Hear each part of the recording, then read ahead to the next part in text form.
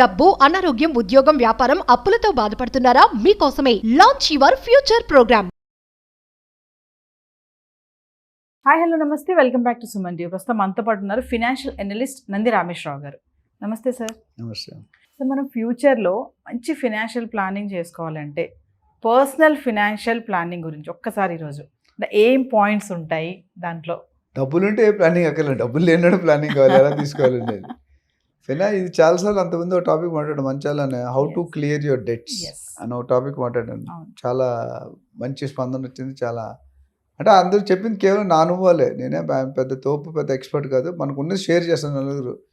నినాదం ఏంటి, మీరందరూ బాగుండాలి, దానికి కారణం నేనై ఉండాలి, అది మన సెంటిమెంట్. సో ఫినాన్షియల్గా చాలామంది అట్టాసానికి పోతారు, తడి తక్కువ తమాషా ఎక్కువ అని చెప్తాను. అందరూ కాదు, కొంతమంది చెప్తాను. సో వాళ్ళకి ఈ వీడియో బాగా సెటిల్ అయిన వాళ్ళకి ఈ వీడియో చూడక్కర్లేదు. మీరు ప్రాబ్లమ్స్ ఉన్నారంటే ఈ వీడియో తప్పక చూడండి.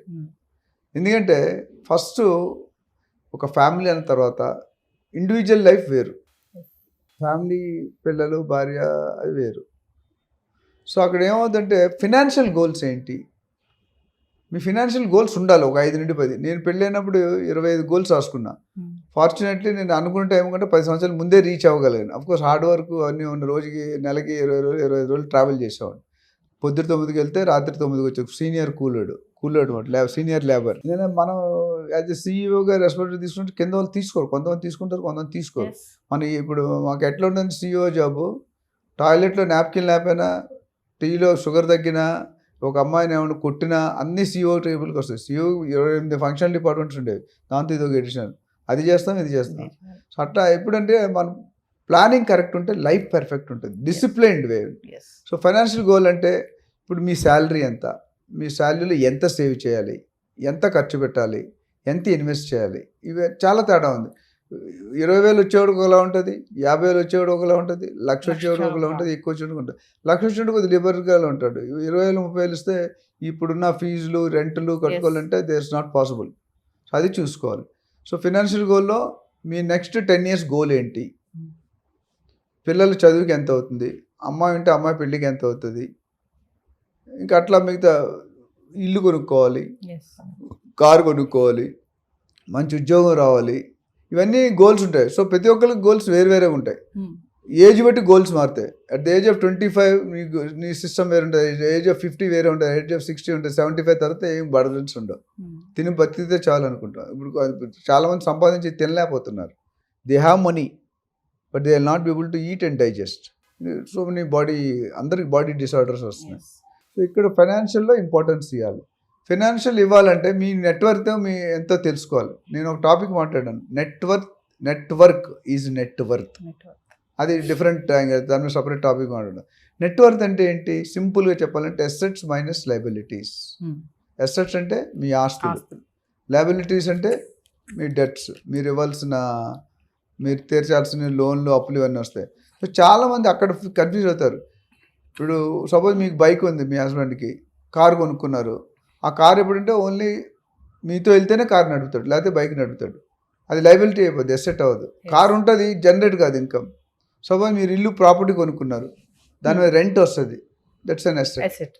అట్లా చాలా మొబైల్ ఉంది. ఇప్పుడు ఐఫై మొబైల్ 10,000 మొబైల్ కొనుక్కోవచ్చు, 1,00,000 మొబైల్ కొనుక్కోవచ్చు, 2,00,000 ఇప్పుడు కొంతమంది చూసుకుంటే ఆ 10,000 మొబైల్తో అయ్యే పని 1,00,000 మొబైల్ కొనుక్కుంటారు, ₹1,00,000 పెట్టి, 1,00,000 ఆండ్రాయిడ్, లేకపోతే గ్యాలక్సీ, లేకపోతే ఐఫోన్ 16 Pro, 1,60,000 అవసరం లేదు. That's a liability.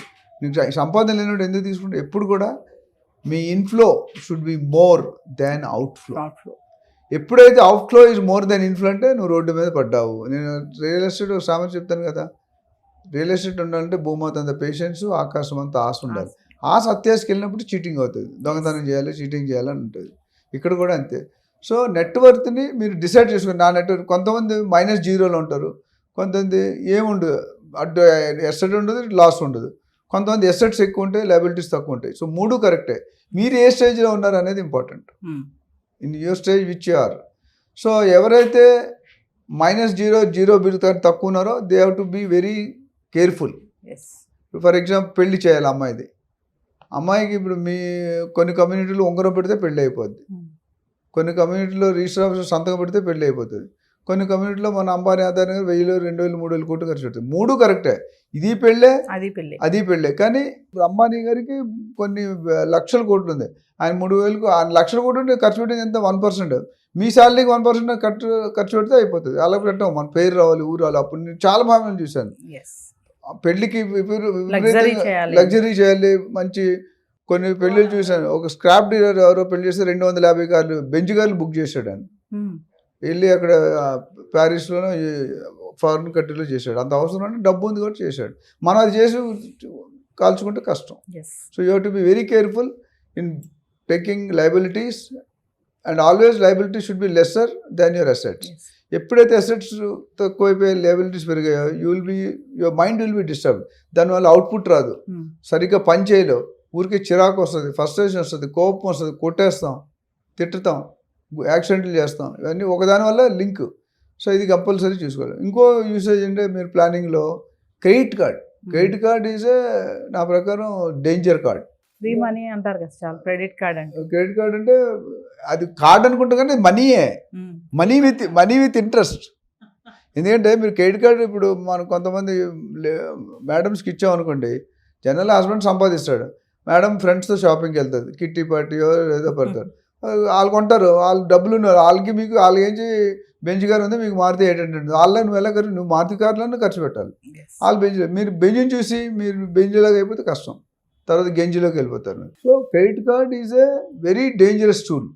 అంటే కనిపించిన మనీ విత్ ఇంట్రెస్ట్ నా ప్రకారం. ఎందుకంటే 30 రోజులు క్రెడిట్ ఇస్తే వాడు ఏదో ఛార్జెస్ వేస్తారు కదా. సో క్రెడిట్ కార్డ్ స్వాప్ చేస్తాం, మనకి ఎంత అవసరం అంతే స్వాప్ చేయాలి.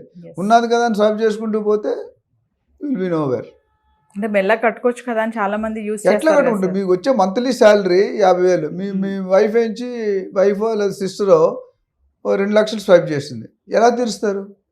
క్రెడిట్ కార్డు నాకు లైఫ్ టైంలో క్రెడిట్ కార్డు లేదండి. అవుతారు అందరూ, నాకు క్రెడిట్ కార్డు లేదు. చెప్పారు చాలా వీడియోస్లో ఈ మాట చెప్పారు. ఎందుకు లేదంటే నేను క్రెడిట్ కార్డు లేకుంటే ఒకప్పుడు మేము మ్యారేజ్ అయిన కొత్తలో 15 ప్లేస్లకి వెళ్ళాం, 15 టూరిస్ట్ పాయింట్లు, ఆల్ ట్రైన్ రిజర్వేషన్స్. అప్పుడు ఫ్లైట్ పెట్టుకునేప్పుడు ఐఎమ్ టాకింగ్ 25-30 years బ్యాక్.